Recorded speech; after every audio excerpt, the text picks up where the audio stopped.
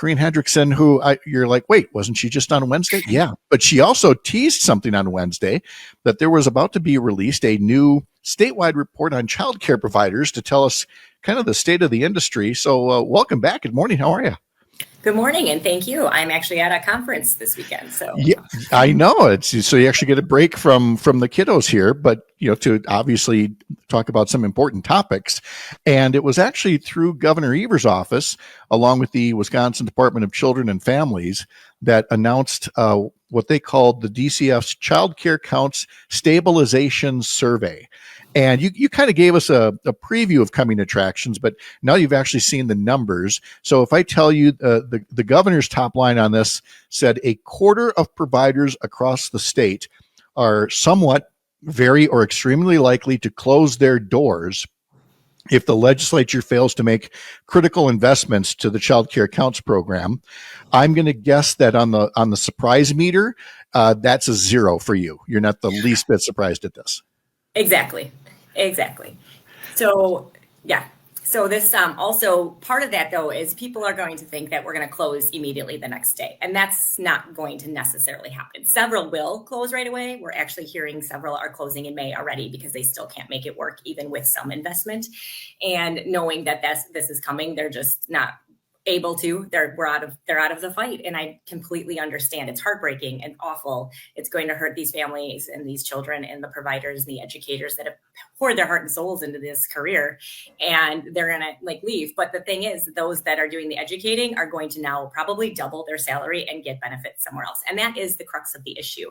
So what's going to happen is we need to increase our rates to offset that loss of funding, because it is 1% is our average profit margin. It's not that we have all this extra money sitting around. It's expensive to run a childcare program that's high quality because you have to have that one-on-one low ratio teacher-child relationship so that the children can actually learn from the teacher and the other people and the other children in the environment, et cetera. And we only pay $13.66 an hour. It's up $3 an hour only because of all that federal funding that came through. So if we're going to replace that with tuition, we've done the math, and it's about $10 to $15 a week per child that we have to increase. So parents are already paying half of their income on childcare. You're looking at adding another $30 to $45 a week on top of that, just to keep the wages at $13 an hour, which is impossible to recruit and retain. And myself, as a family childcare, our average is like $7.50 an hour. And we work 50 hours one-on-one with these kids and an additional 10 to 20 extra on cleaning and cooking and all the things that go into running a business. The survey, though, you mentioned that it offers up some validity for what you've been saying all along. What do you mean by that? Yeah, so the survey actually did ask us to do two parts. Those of us who had already been in business 2 years ago, before the last round of the budget, when the state legislative body, Joint Finance Committee, decided they did not want to fund childcare with any sort of state funds. Then we all said, well, our rates are going to go up. We're going to start closing. All these things are going to happen. And so the survey actually has that in there. So we had to answer the questions like, what did you do? What happened to your tuition? What happened to this? And it showed that what we said was going to happen. And so this time, there's no reasonable way that the legislators could say, well, they're just being hysterical. They're just, be exaggerating what's going to happen because they want that handout. No, we're being honest, and we're telling you this is the consequence for your inaction, because we can't keep going. It's unsustainable at this rate. And you've already shown that that we're important. You already shown that that we need to be around. You told us to make the rescue plan funds do this as a pilot, because DCF has actually asked for it now 3 times in the state budget to put funding in to help increase wages.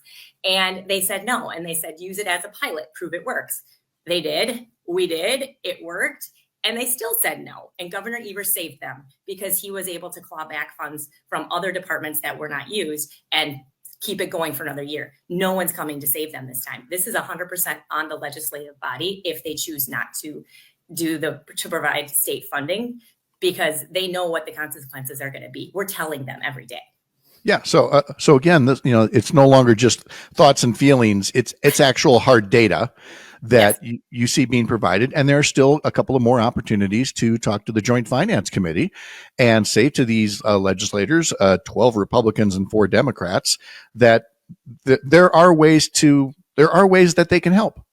Oh, absolutely. And other states are stepping up. And we're the last state to fall off the cliff because we did find that Governor Evers was able to claw back money and keep it going for another year. Other states fell off the cliff last year, kind of throughout the year, or even before that. And their states are investing. Louisiana even put $50 million in their state budget. There's about 20 states that have put state dollars in the state budget and don't rely solely on the federal tax dollars that are coming into the state.